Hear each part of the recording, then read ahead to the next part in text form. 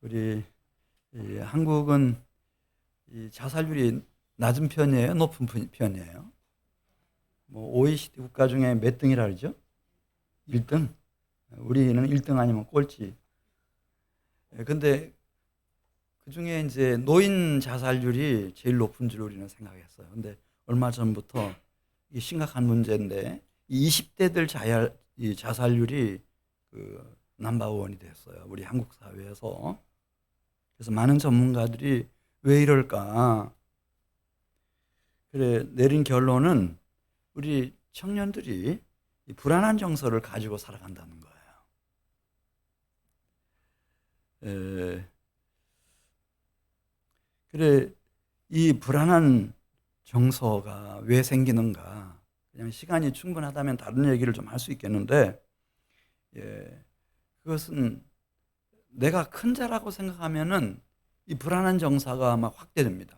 예를 들어서 그렇게 온유하고 겸손했던 이스라엘의 제1대 왕 사울이라고 하는 왕이 있었거든요. 근데 그 왕이 이제 왕이 되고 난 이후에 나는 큰 자라고 생각을 하는 거예요. 그러니까 어떤 일이 생겼는가 하면은 지나가다가 여인네들이 아낙네들이 뭐 다윗이 죽인 자 사울이 죽인 자는 천천히요 다윗이 죽인 자는 만만이라고 했는데 그렇게 기분 나쁘게 들리는 거예요.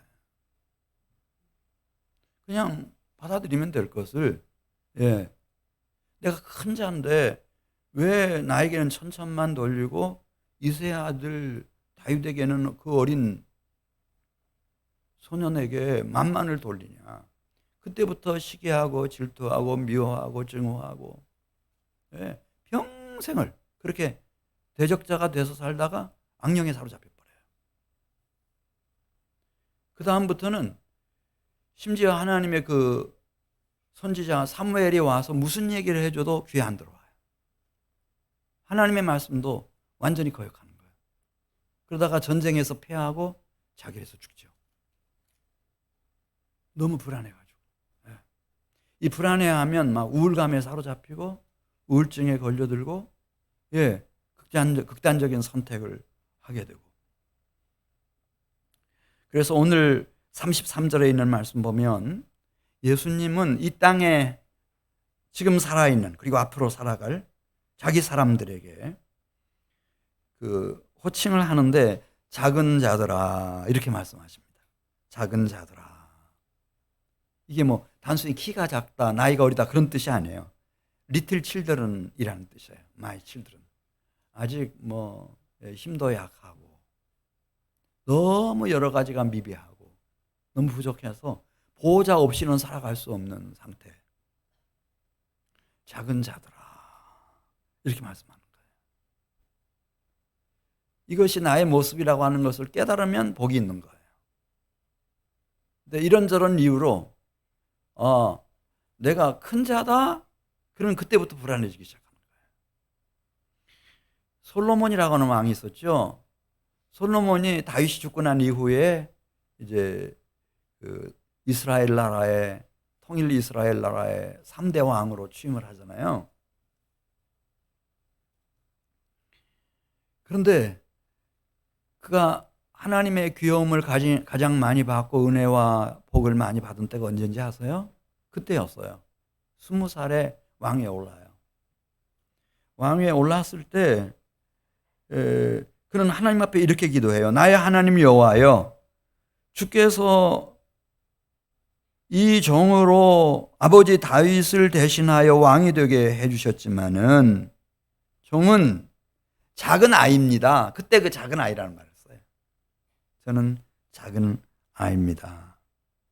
출입할 줄을 잘 모르고 주님 맡기신 백성과 나라가 너무 강성해서 도대체 정확하게 인구가 몇 명인지 여성이 몇 명인지 남성이 몇 명인지 제가 지금 파악도 못하고 있습니다.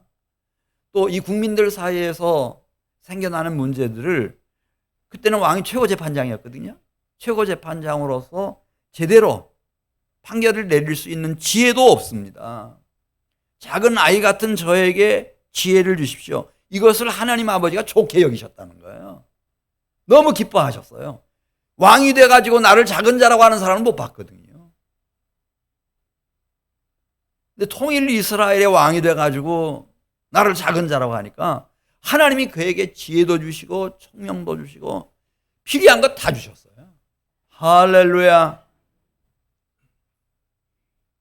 물론 그가 너무 받은 게 많아가지고 나중에는 이제 내가 작은 자의 신분을 탈피하고 이제 큰 자가 됐구나 이렇게 생각하는 순간에 비틀대기 시작하죠. 그러나 그가 하나님 앞에서 가장 귀여움과 사랑을 많이 받은 때 언제였는지를 좀 기억해 주시길 바라요.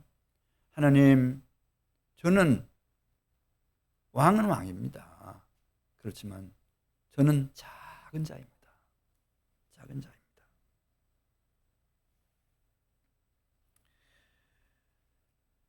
오늘 33절에 있는 말씀을 보면은 예수님은 이 세상에 있는 자기의 사람들을 뭐라고 부르셨어요? 너희는 큰 자다. 이런 허영심 교회가 심어주면 안 돼요. 이건 아까 우리 김동산 집사님 기도해 주신 것처럼 마약 맞는 거하고 똑같아. 교회 와가지고 영적인 장애인을 만들어 버리는 거예요. 예수님은 여기 지금 와 계신다면 작은 자들아 이렇게 우리에게 말씀하시고 나에게 말씀해 주실 거예요. 왜 작은 자인가 이제 설명을 드리겠어요. 13장 2절에 보면 예수님의 제자 중에 뽑히면은 마지막에 몇 명 안에 들어가는가? 12명 안에 들어가고 그들을 사도라고 우리가 불러요. 그 사도 중에서 가장 이 머리 회전이 빠르고 판단력이 정확한 제자가 하나 있었어요. 이대로 가다가는 끝장이다. 그 예수 공동체의 마지막 결말을 딱 예견했던 사람. 그러면은 어떻게 하면 내가 같이 몰락하지 않고 살아남을 수 있을까? 살아남으면서 동시에 내가 스타, 영웅이 될 수 있을까? 그리고 이권을 챙길 만큼 챙길 수 있을까? 그걸 정확하게 간파했던 사람이 유다라고 하는 제자였어요.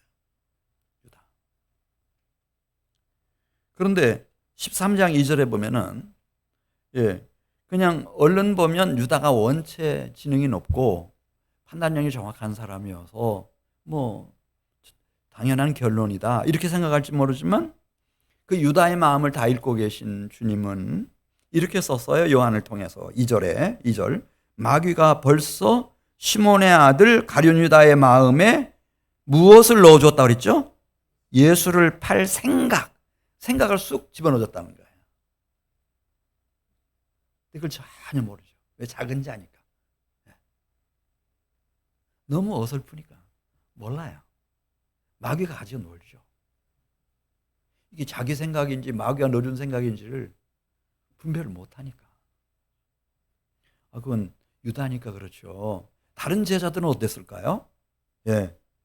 누가복음 22장 33절 가서 보면 예수님이 이제 앞으로 상황이 어떻게 전개될 건지 이 제자들에게 미리 말씀을 해주시거든요. 그래야 일이 일어났을 때 너무 당황스러워하지 않고 주님이 벌써 다 말씀하셨던 바다 이렇게 받아들일 수 있도록.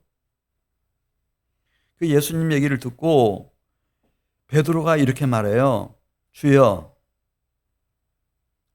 내가 주와 함께 옥에도 가고 죽는데도 갈 각오하였습니다. 그래, 그 말을 듣고 요한복음 13장 38절을 보면 예수님이 대답하시기를 내가 나를 위해서 내 목숨을 버리겠느냐. 이거 여러분 쉽지 않은 대답이잖아요. 여기 진짜 예수님이 와 계시다고 하면 예수님 앞에서 예수님을 위해서 제가 감옥에도 가고 예수님을 위해서라면은 제 목숨을 내놓을 각오가 저는 돼 있는 사람입니다. 이렇게 말씀드리는 게 쉽지는 않죠. 근데 시몬은 그렇게 말할 수 있는 사람이었어요. 근데 그 말을 듣고 예수님 뭐라고 말씀하셨나? 누가복음에 나오는데요. 시몬아 시몬아 보라, 사탄이 너희를 밀가부르듯 하려고 요구하였으나 그러나 내가 너희를 위해서 너희 믿음이 떨어지지 않기를 기도하였노니 너는 타락했다가 돌이킨 후에, 그런 뜻이에요. 너는 돌이킨 후에 내 형제를 굳게 해라. 그러니까 여기는 유라고 하는 게 단수가 아니고 너희예요. 너희. 그러니까 12 제자 중에 베드로 포함해서 모든 나머지 제자들이에요. 뭐 가룟 유다는 말할 것도 없고. 너희를 사탄 마귀가 밀가부로도 탄다는 거지. 왜? 작은 자들이니까. 그렇잖아요. 영적으로 장성한 사람은 이렇게 할 수가 없죠. 작은 자들이니까.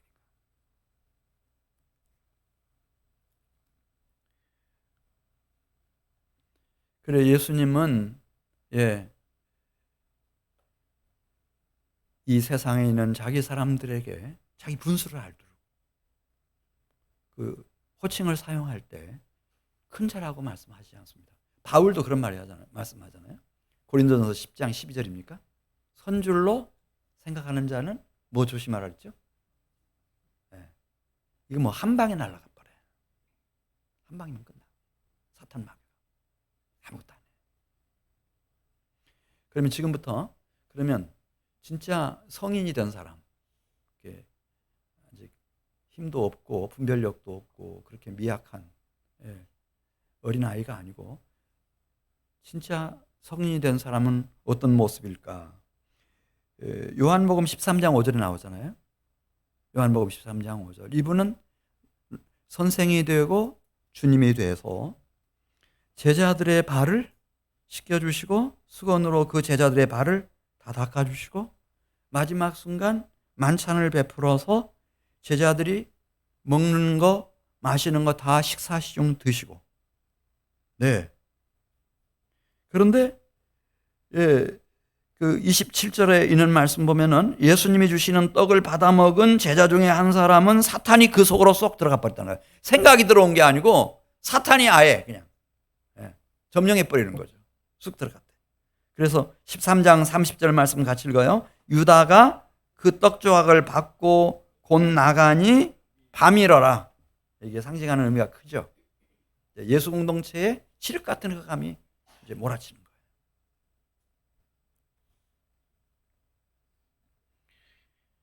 왜 예수님이 이런 말씀하셨잖아요. 제대로 그리스도의 장성한 분량에 이르도록 자라는 사람의 그 생애, 그 성품이나 그 삶이 어떤 것인지를 보여주시는 말씀이에요. 인자가 온 것은 뭐 부부로 만났던 부모와 자녀로 만났던 아니면 영적인 가족인 교회 공동체의 이론으로 만났던 이 말씀, 인자가 온 것은 섬김을 받으려 함이 아니요 도리어 섬기려 하고 자기 목숨을 많은 사람의 대속물로 주려 함이니라. 이게 그리스도의 장성한 인격, 성품, 삶의 모습이거든요. 근데 그런 감이 아담과 하와 이후에 사람들의 내면 속에 있나? 없어요. 전혀 없어요.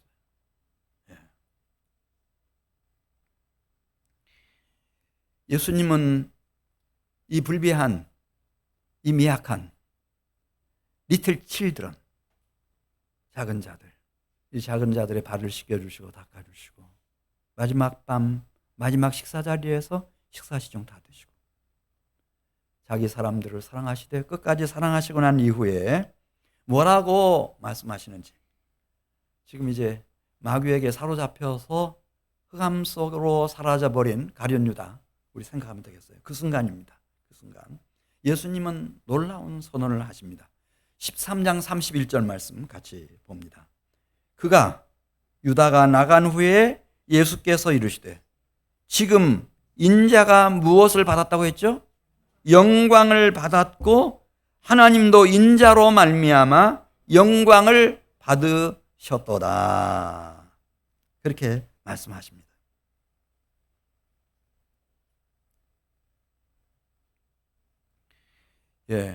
물론 예수님도 우리와 동일한 혈육을 입은 분이에요. 그러니까 당신의 육신의 죽음, 십자가의 죽음 앞에서 그분도 번뇌하시죠. 고뇌하십니다. 그게 요한복음 12장 23절에 잘 나타나 있어요.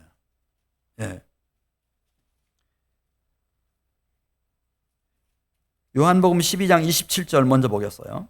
요한복음 12장 27절. 지금 내 마음이 괴로우니 무슨 말을 하리요? 아버지여 나를 구원하여 이때를 면하게 하여 주옵소서. 그러나 내가 이를 위하여 이때에 왔나이다. 그러니까 지금 두 가지 생각이 주님 안에 갈등을 잠시 빚고 있는 모습을 지금 보여주고 있어요. 하나는 혈육을 가진 인간으로서 이런 참혹한 십자가의 처형, 그 죽으심을 고통스러워하는 거예요. 또 단순한 죽음이 아니고 세상 죄를 지고 하는 하나님의 어린 양으로서 억만 죄악을 짊어지시고 엘리 엘리 라마 사박다니, 완전히 이 사회로부터, 자기 백성 이스라엘로부터, 그리고 하나님께로부터 버림받는 이 죽음이라고 하는 게 우리는 뭐 상상을 불허하죠. 그러면서도 동시에 주님은 말씀하십니다. 내가 이를 위하여 왔고 이때에 왔나이다. 이 십자가의 대속의 죽음, 그리고 부활의 생명, 부활의 영광, 이걸 위해서 왔다. 그래서 주님은 12장 23절을 보면 인자가 영광을 얻을 때가 왔도다. 내가 진실로 진실로 너희에게 이르노니 한 알의 밀이 땅에 떨어져 죽지 아니하면 한 알 그대로 있고 죽으면 많은 열매를 맺으리라. 예수님에게, 성인이신 성자이신 예수님에게 하늘로부터 오신 독생하신 하나님이신 그분에게 영광은 무엇인가? 밀알이 떨어져 죽음으로 많은 열매를 맺는 것처럼 당신이 십자가의 죽음을 통해서 영생의 많은 열매를 맺고 하늘아버지의 뜻, 경륜, 그 소원을 이루어드리는 거예요. 그것이 인자로 오신 예수님의 사명이고 이것이 그분의 영광이에요.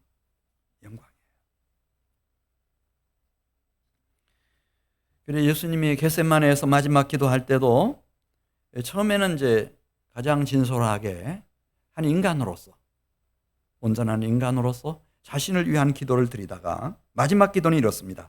내 아버지여, 만일 내가 마시지 않고는 이 잔이 내게서 지나갈 수 없거든 아버지의 원대로 되기를 원하나이다. 아버지의 원은 무엇인가? 요한복음 14장 31절로 갑니다.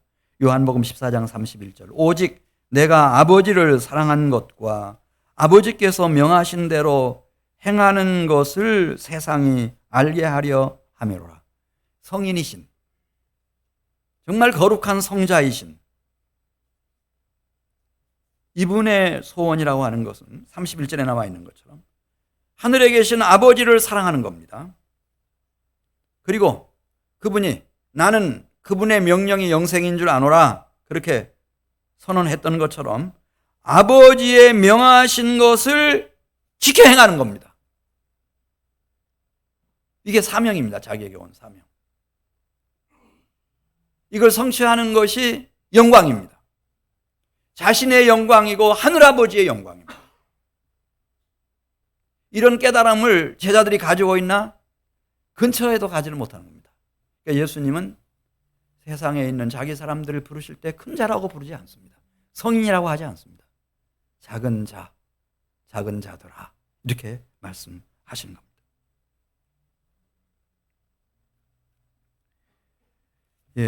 이 예수님의 십자가의 죽음의 의미는 로마서 3장 25절에 잘 요약되어 있어요. 그래서 좀 보고 가겠습니다. 로마서 3장 25절.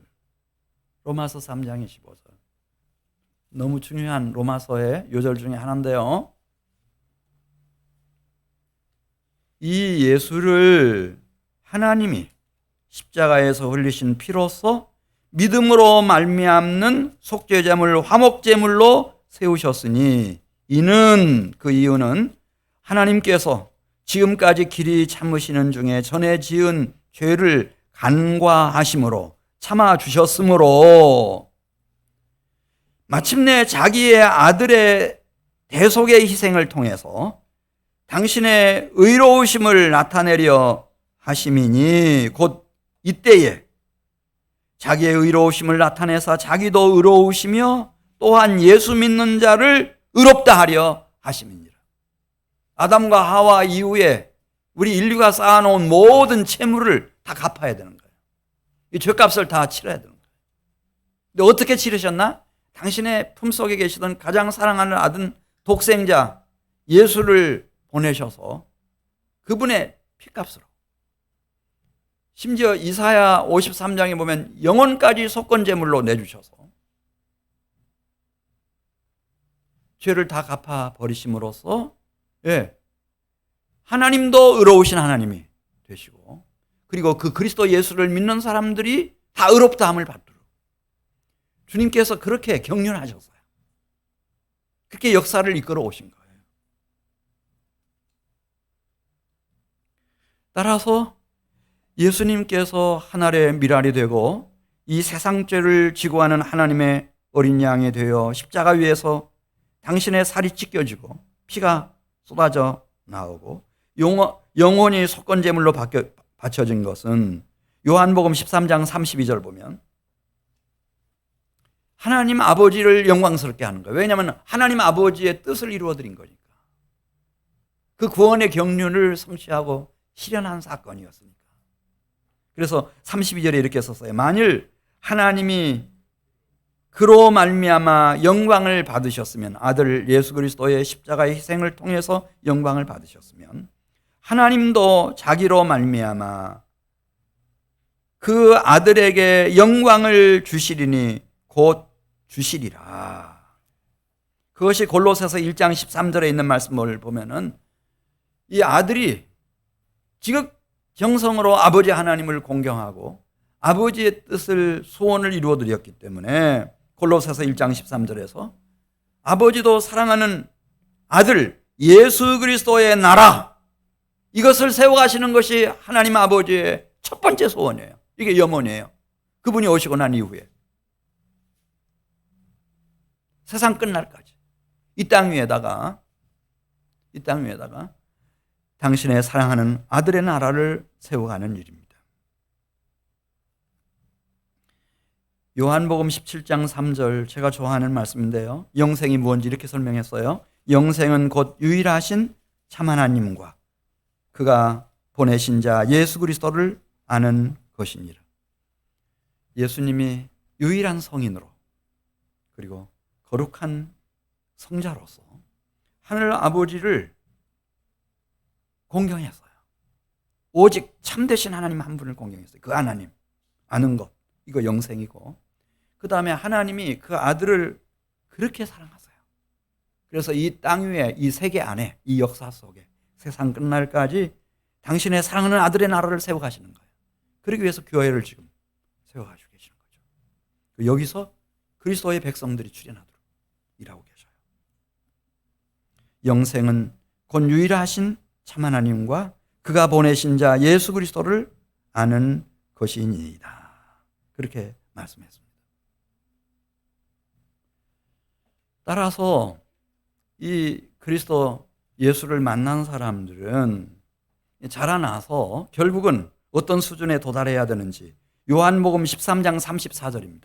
새 계명에 도달해야 됩니다. 새 계명. 그 새 계명이 뭐죠?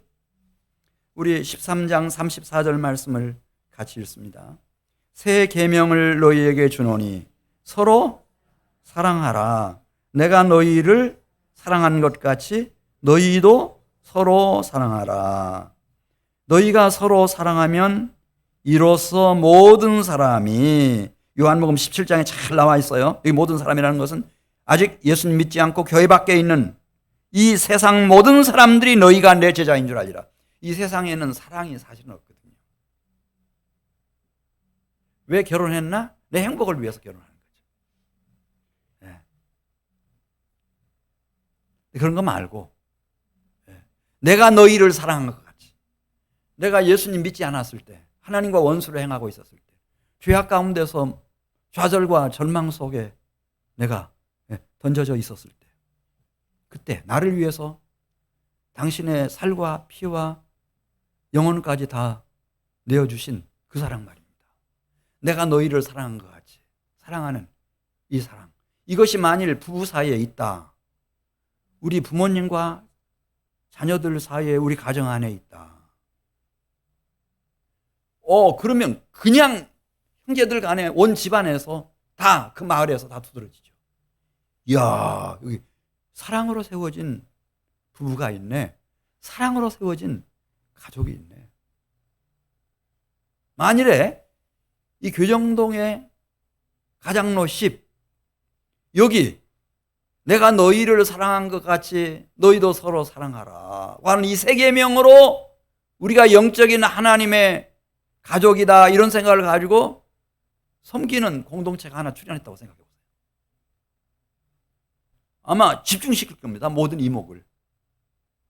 이 지역사회 대전에서 이목을 집중시킬 겁니다. 그 교회 하나 있다. 교회다운 교회 하나 있다. 그러면은 세상 사람들도 다 안다는 거예요. 그냥 다 문화도 다르지요. 뭐 성도 다르지요. 다 성향도 다 다른 사람들이 뭐 학벌도 차이가 얼마나 많이 나는지 막 교수님부터 그 교수님 가르치는 학생까지 다 있잖아요, 우리 교회. 그러면 그걸 보고 세상에 있는 모든 사람들이 저 사람들이 진실로 예수님의 제자들이구나. 예수 그리스도를 만나 주님이 주신 세 계명을 실현시켜가는 사람들이구나. 다 알려지게 된다는 거예요. 이게 선교의 전략이에요. 주님이 우리에게 주신. 나도 저 공동체 속에 들어갔으면 좋겠다. 저 일원이 됐으면 좋겠다.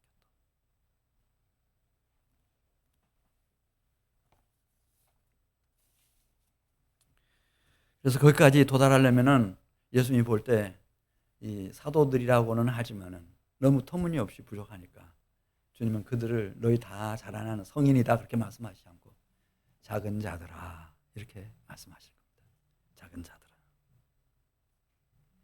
근데 이거를 좀 마땅치 않게 들은 제자 하나가 있어요. 우리 36절에 가서 보겠어요. 시몬 베드로였습니다. 나는 항상 그러니까 12 사도 중에도 왜 그 교수님의 그 지도 교수님의 애제자라 그러죠. 특별한 신임을 받는 총애를 받는 그런 제자가 있는 것처럼 베드로는 늘 그런 생각을 했었어요. 그래서 36절에 있는 말씀을 보면은 예수님께 이제 집요하게 질문을 해요. 무슨 질문을 하는 거면 베드로가 이르되 주여 어디로 가시나이까? 그래 이제 주님이 우리가 따라올 수 없는 곳으로 가신다고 하는데 그곳이 어딘지 좀 구체적으로 말씀해 주세요. 예수께서 대답하시되 내가 가는 곳에 내가 지금은 따라올 수 없으나 후에는 따라오리라. 그러니까 더 이상은 이 베드로가 참을 수가 없어요. 너무 무시를 당하는 느낌이에요. 그래서 요한복음 16장 37절 보겠어요. 주님께 이렇게 말씀드려요. 베드로가 이르되 주여 내가 지금은 어찌하여 따라갈 수 없나이까? 주를 위하여 내 목숨을 버리겠나이다.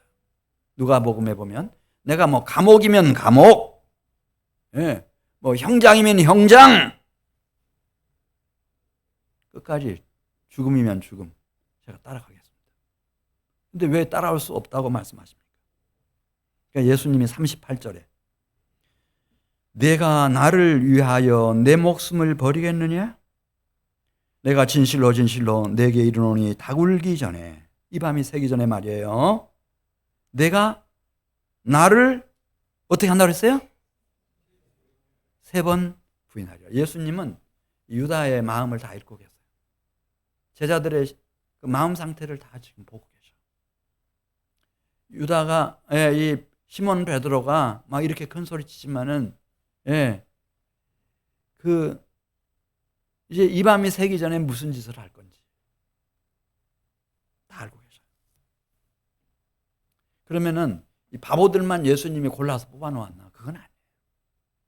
그래도 예수님이 이 세상에 오셔서 일평생을 사시는 동안 예수님에게 좋은 반응을 보였고 정말 호응하고 협조적이었던 사람들 중에 제자들이 뽑히고 그 중에 또 뽑히고 뽑혀가지고 70명의 제자도 아니고 12명의 제자 중에 들어갔고 그 12명 중에서 3대 제자고 그리고 시몬 베드로는 첫 번째 제자예요. 누가 뭐 시몬 베드로가 수제자였다는 것에 대해서 이의를 거는 사람은 없죠. 아니 예수님이 그렇게 지명을 하셨어요. 이제 처음 1차 만남할 때였거든요. 친형제인 안드레가 시몬에게 얘기했어요. 우리가 메시아 그리스도를 만나 뵀다. 우리 가서 한번 인사하러 가자. 데리고 왔어요. 예수님 앞에 예, 찾아왔을 때 보자마자 예수님이 말씀하셨어요. 시몬아, 장차 내 이름을 개발하고 하리라. 개발하는 말이 그리스어로 하면은 페트로스인데 반석 바위라는 뜻이에요. 예수 공동체를 세워가는 일에 기초돌처럼 쓰겠다는 거예요. 굉장한 얘기거든요. 예수님이 함부로 말씀하시는 분이 아니에요. 이 전체 앞뒤를 다 보시고 말씀하시는 건데 그 얘기 듣고 떠나갔어요.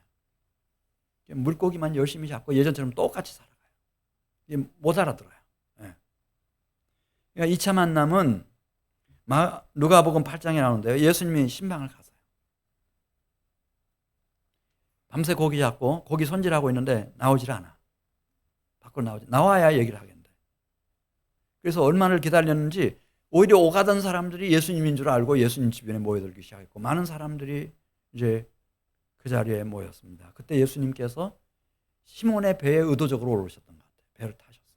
배를 타시고 천국 복음을 쭉 전하시고 다 전하신 후에 배에서 내려오셔서 시몬에게 말씀하세요. 깊은 데로 가서 그물을 내려 고기를 잡아라. 그러니까 시몬이 말해요. 자기들은 전문 어부니까 밤이 새도록 그물을 내렸는데 고기를 잡지를 못했습니다. 그렇지만 선생님, 그때 선생님이라고 합니다. 말씀하시니 저희들이 순종하겠습니다. 그리고 배를 몰고 깊은 데로 가서 그물을 내렸는데 너무 많은 고기가 잡힌 거예요. 그때 직감적으로 시몬이 알아요. 아, 이분은 갈릴리 호수의 주인이겠구나. 이 물고기를 만든 분이시겠구나. 이분이 창조주님이시겠구나. 그래서 딱 주님 앞에 무릎을 꿇어요. 그다음에 칭호를 바꿔버려요. 주라고 불러요. 주님. 저는 죄인입니다. 저를 떠나주십시오. 우리 한민교회 성도들 같으면 이럴 사람 하나도 없죠. 주님 잠깐만 계세요. 저는 다 알아요. 성도들. 가서 어디 가서 음료수라도 그냥 한 잔 가져다가 주님께 드리면서 너무너무 감사하다. 네? 이렇게 하겠는데 그렇지 않아요. 네. 헤어져요. 그래서 제가 이번 말씀 준비하면서 쭉 보니까 3차로 또 찾아가세요. 그때도 베드로 형제와 함께 무슨 일을 하고 있었는가 하면은 고기 잡고 있었어요. 그러니까 이번에는 직접적으로 주님이 말씀하세요. 너희는 나를 따라오너라. 내가 너희로 물고기 잡는 어부 아니고 사람 낚는 어부가 되게 해주겠다. 그러면서 정식으로 직접적으로 초청을 해요. 그때서야 비로소 알아듣고 이 베드로 형제가 예수님을 따르기 시작한 겁니다. 열심히 따르다 보니까 원래 이제 막 적극적이고 열심히 있었던 이 베드로가 예수님이 던지는 질문에 빌립보 가이사랴에서 답을 하게 됩니다. 너희는 나를 누구라고 하느냐? 그러니까 이 시몬 베드로가 주는 그리스도시요 살아계신 하나님의 아들이십니다. 이거 유명한 신앙 고백이에요. 지금까지 최고의 신앙 고백이죠. 그래서 주님이 이제 베드로와 이 제자들이 이제는 내 말을 알아들을 준비가 좀 돼 있는가 이렇게 판단하시면서 그때부터 이제 말씀하시는 거예요. 내가 사실은 이 땅에 고난받는 종으로 왔다. 대적들의 손에 넘겨질 거다. 십자가 위에서 죽임 당할 거다. 그렇지만 나는 3일 만에 죽은 자 가운데서 다시 살아난다. 부활의 메시지를 전하기 시작했어요. 그랬더니 이 베드로가 막 여기 마태복음 16장에 있는 말씀을 보면 예수를 딱 붙잡고 말이죠. 항변했다 그랬어요. 정신 차리라고 예수님한테. 그런 논조로 얘기를 하는 거예요. 항변하는 거예요. 예수님 절대 그런 일 꿈에도 생각하지 마십시오. 예수님 일신상에 그런 일이 일어나서는 절대로 안 됩니다. 막 이런 식으로. 그러니까 얼마나 예수님이 당황스러웠는지 도저히 이 분위기가 끝나지 않을 것 같으니까 사탄아 내 뒤로 물러가라. 너는 나를 넘어지게 하는 자로다. 내가 하나님의 일을 생각하지 아니하고 사람의 일을 생각하는도다. 예수님을 따라서 이렇게 훌륭한 신앙 고백하면요 오늘날 침례 다 받죠. 어떤 직분이라도 다 받을걸요. 그런데 사탄 마귀가 가지고 노는 거예요. 네. 그래 예수님이 마태복음 16장 24절에 보면 일침을 가하시죠. 예수님을 믿고 따른다고 하는 것이 무엇인지를 이걸 깨달아야 제대로 성장할 수가 있으니까. 유아기적인 소아기적인 그런 유치한 상태를 벗어날 수 있으니까. 마태복음 16장 24절 나오는 말씀입니다. 예수께서 제자들에게 이르시되 누구든지입니다. 목사님만 해당되는 게 아니고 누구든지입니다. 나를 따라오려거든 자기를 부인하고 자기 십자가를 지고 나를 따를 것이니라. 누구든지 제 목숨을 구원하고자 하면 잃을 것이요 누구든지 나를 위하여 제 목숨을 잃으면 찾으리라.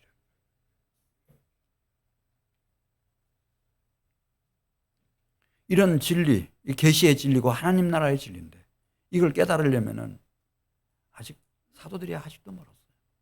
작은 자들이라고 주님이 말씀하신 게 10번 맞아요.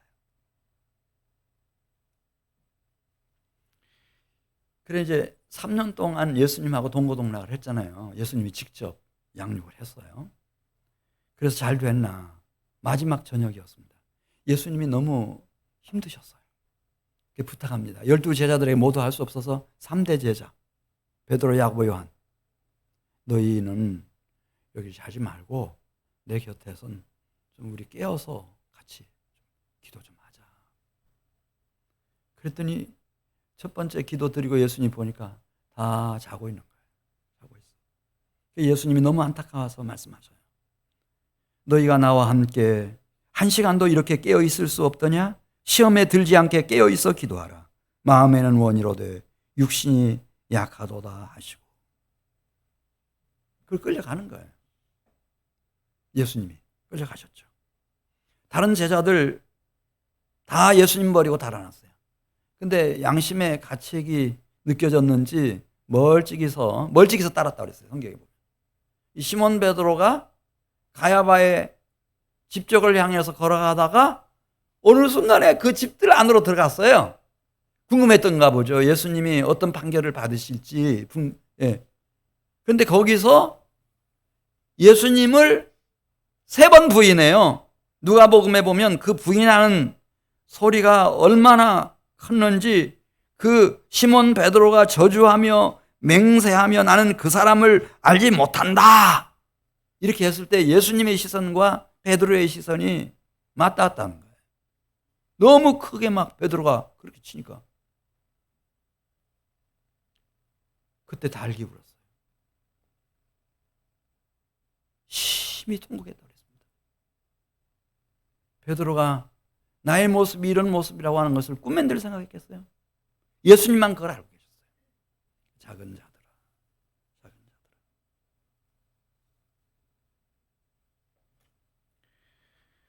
그래 13장 36절 말씀 보면 예수께서 대답하시되 내가 가는 곳에 지금은 따라올 수 없으나 후에는 나를 따라오리라. 그러면 어떻게 예수님을 따라가는가? 가룟 유다는 목매어서 죽었잖아요. 근데 어떻게 시몬 베드로는 예수님을 따랐나? 그것은 오직 예수 그리스도의 무한한 은혜 때문이었어요. 엠마오로 내려갔던 2 제자들이 예루살렘으로 다시 급하게 올라왔을 때 다락방에 11제자와 그리고 다른 사람들도 막 몰려들기 시작했습니다. 거기 물론 시몬도 있었어요. 근데 이 엠마오로 갔던 2 제자들에게 얘기하는 거예요. 예수님이 부활하신 예수님이 시몬에게 나타나셨다. 시몬을 만나 주셨다. 물론 막달라 마리아를 만나 주셨지만은 이 유대 사회에서는 남성의 그 권위가 대단했거든요. 근데 12제자 중에서 첫 번째로 누구를 주님이 만나주셨나? 저 같으면 못 만날 것 같아요. 왜냐하면 그 현장을 예수님이 직접 보셨어요. 눈이 맞부딪혔어요. 근데 예수님은 12제자 중에 첫 번째로 누구를 만나주셨다고요? 바울도 그 얘기를 하잖아요. 고린도전서 15장 4절. 성경대로 사흘 만에 다시 살아나셔서 게바에게 보이시고 후에 12제자에게 보이시고 맨 나중에 만삭되지 못해서 난자 같은 내게도 보여주셔서 내 인생을 바꿔놓았다. 그렇게 얘기하는데 이 은혜, 이 은혜, 한없으신 그리스도 예수의 은혜. 갈릴리에서 만나자고 말씀하셨잖아요. 갈릴리 내려갔어요. 베드로가 정신을 차렸죠. 정신 못 차려요. 그게 사람이에요. 베드로는 그거 참 정말 해도 너무했다. 그렇게 생각하지 마세요. 이게 나의 모습이에요. 말하는 거예요. 나 물고기 잡으러 가겠다. 갈 사람 있냐? 그러니까 다른 제자들이 막 이렇게 선동하니까 다 가겠다고 그냥 떼거리로 막 다 몰고 물고기 잡으러 갔어요. 그렇게 할 일이 아니거든요. 그날 밤에 주님이 찾아오시니까 밤새 그물질을 하는데 고기가 잡힙니까? 안 잡히죠. 새벽 미명이 틀 무렵에, 새벽 미명이 항상 성경에서는 중요해요. 그래서 우리 한국교회 신앙의 선배들이 새벽 기도를 이렇게 만들어 놓았고, 그 덕분에 저는 한국교회가 지금까지 부흥해 왔다고 생각하고, 주님이 찾아오셔가지고 제자들을 부르시잖아요. 물고기를 잡았는가? 잡지 못했다고. 그러니까 그물을 배 오른편에 던져서 물고기를 잡으라는 겁니다. 근데 아마 시몬이 언젠가 기억이 확 번개처럼 스치고 지나갔겠죠. 언젠가 말씀하신 때가 있어요. 그물을 배 우편에 던졌는데 얼마나 많은 고기가 잡혔는지 베드로와 요한이 알아차렸어요. 주님이 오셨다. 부활하신 주님이 오셨다. 그래서 무트로 그물을 끌고 나옵니다. 베드로가 보았습니다. 숯불이 벌써 피워져 있고 거기에 떡이 그리고 물고기가 익어가고 있었습니다. 떡과 물고기를 굽고 계셨습니다. 베드로가 민망해서 예수님 곁으로 가지를 못했겠죠. 그러니까 예수님 말씀하셔. 지금 잡은 고기 좀 가지고 오너라. 그러니까 베드로가 아마 차마 가지를 못하고 물고기만 세고 있었나 봐요. 성경에 그게 몇 마리였다는 숫자까지 딱 나와요. 저는 그 물고기 숫자를 잊어버렸는데 누가 알고 계시는 분 있나요?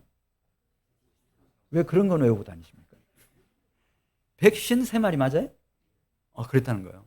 옛날에 크리스찬 모나미 그 사장이 153이라는 거를 볼펜에다가 이렇게 새겨놓았던 거 이름 기억하실 거예요. 이거 예수님 잡은 고기 기념해서 이렇게 했다고.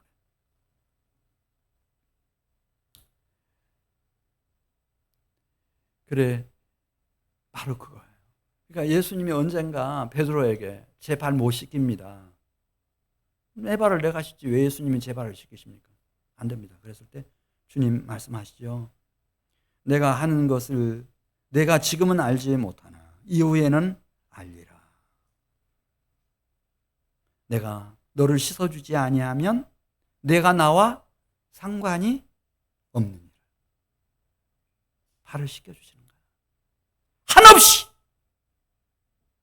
당신의 피로 속건제물이 되신 영혼으로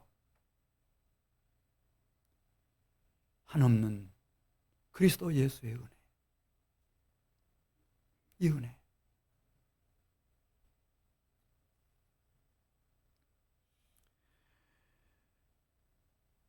우리 요한복음 21장 15절에 보면 그래 예수님이 식사 시중을 다 드시고 식사를 하고 난 후에 이제 이 시몬을 1대1로 만나셔요. 뭐 영화에 보면 같이 이렇게 해변을 거니시면서 예수님이 말씀하신 것으로 나오는데 요한의 아들 시몬아, 이때는 베드로라고 안 부르셔요. 그냥 원래 처음 만났을 그때처럼 요한의 아들 시몬아, 내가 이 모든 사람들보다 나를 더 사랑하느냐? 내 어린 양을 먹이라. 똑같은 질문이에요. 네가 나를 사랑하느냐? 내 양을 치라. 네가 나를 사랑하느냐? 내 양을 먹이라. 그러면서 하나님이 가정을 주셨을지라도 그 가족들을 양떼로 인도하고 선한 목자의 길을 목양을 해주기를 바라고, 또 그 셀 모임일지라도, 또 이제 각 기관에서 내가 교사를 할지라도, 선교일지라도 내 양을 먹여달라. 그러면서 21장 18절 말씀으로 가겠어요. 주님의 초대입니다. 너는 나를 따라와야 된다. 21장 18절, 요한복음 21장 18절. 내가 진실로 진실로 내게 이르노니 내가 젊어서는 스스로 띠띠고 원하는 곳으로 다녔거니와 늙어서는 내 팔을 벌리리니 남이 내게 띠띠우고 원하지 아니하는 곳으로 데려가리라. 이 말씀을 하심은 베드로가 어떠한 죽음으로 하나님께 영광을 돌릴 것을 가르치심이로라. 그러면서 계속해서 베드로에게 너는 나를 따르라 말씀하시죠. 22절까지. 그래, 베드로가 주님 떠나시고 난 후에 이제 로마에 가서 목양을 했어요. 근데 너무 박해가 심해. 그러니까 이 로마를 떠나고 싶어요. 그래, 결심하고 이제 로마 성문을 빠져나왔죠. 그래가지고 이제 이 정도면은 이제 떠날 수 있겠다, 그런 안심이 되는 순간인데, 그때 누가 오고 계셔 앞에서. 주님이셨어요. 그때 베드로가 유명한 말을 하지요. 오바티스 도미네. 주여, 어디로 가시나이까? 그때 주님 말씀하십니다. 네가 떠나온 로마로 내가 간다. 그때 베드로는 생각났을 겁니다. 마지막 부탁하셨던 말씀. 너는 누구를 따르라? 나를 따르라. 그래서 예수님을 따라서 로마로 들어갑니다. 거기서 체포되고 거기서 십자가에 달려 죽을 때, 나 같은 것은 평생 오직 한없으신 그리스도의 은혜뿐이었으니까 나 같은 것은 십자가에 못 박힐 자격이 없다, 그렇게 생각했는지 나를 거꾸로 십자가에 못 박아 주십시오. 그래서 십자가에 거꾸로 못 박힌 채로 주님을 따릅니다. 베드로, 그가 그 순례자의 길을 완주할 수 있었던 것은 끝없는 그리스도 예수의 한없는 은혜였습니다.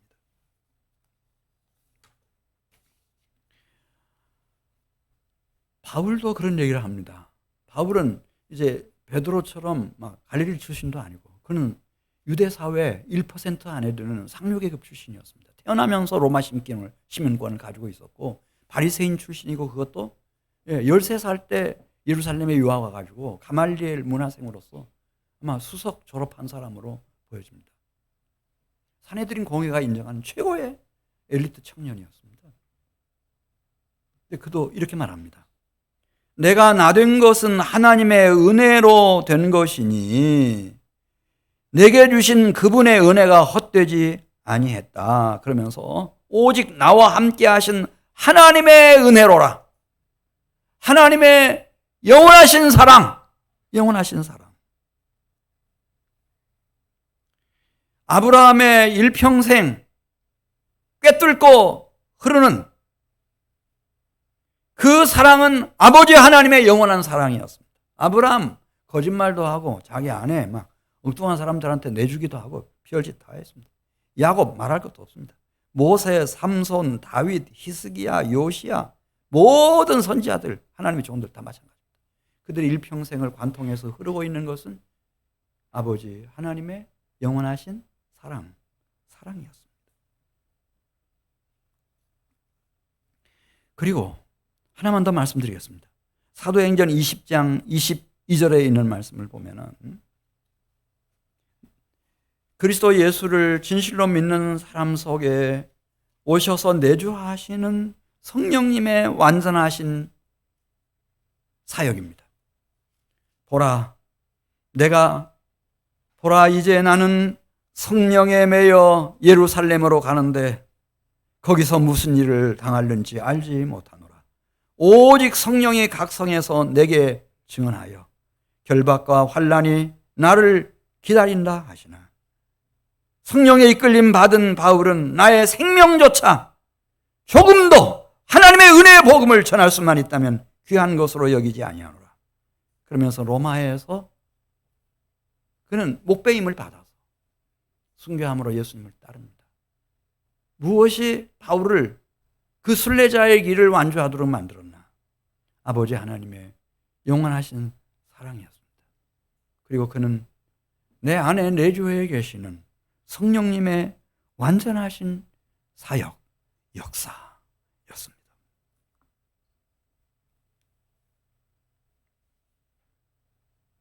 우리 사랑하는 성도 여러분들이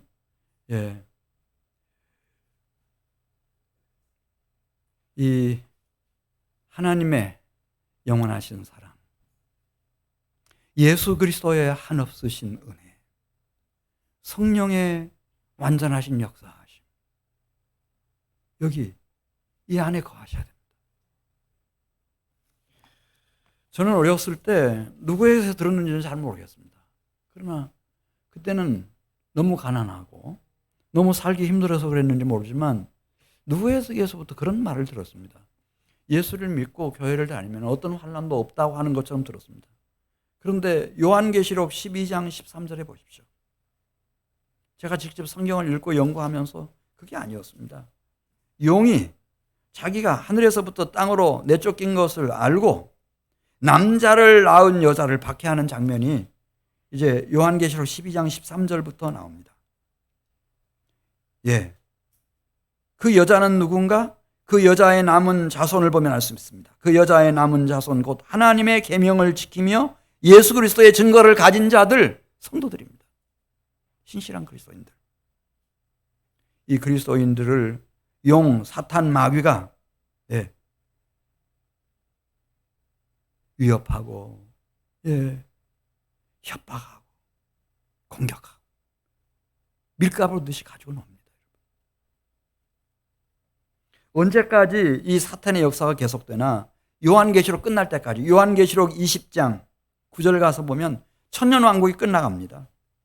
옥에서 잠깐 놓인 사탄 마귀가 사람들을 수없이 미혹해가지고 다 몰고 어디로 가나? 성도들의 사랑하는 성을 에워싸고 그들을 진멸하려고 덤벼드는 겁니다. 그래서 제가 그 얘기를 하고 싶은 겁니다. 우리 사랑하는 성도 여러분들이 조금 힘들지만 깨어나셔야 됩니다.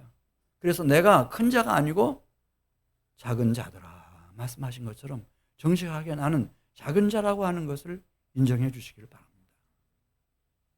그래서 이 작은 자라는 뜻은 보호자 없이는 안 된다는 뜻입니다. 여러분. 먹고 살 수도 없고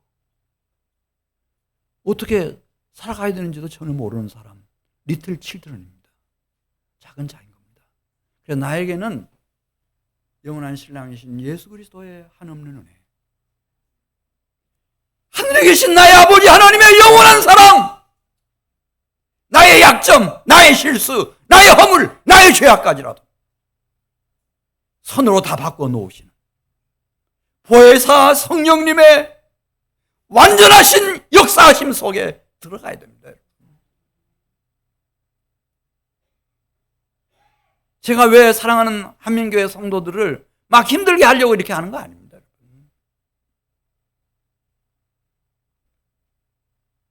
저는 지금까지 목회하면서 가장 가슴 아팠던 일, 20대 두 청년이 생을 마감한 겁니다.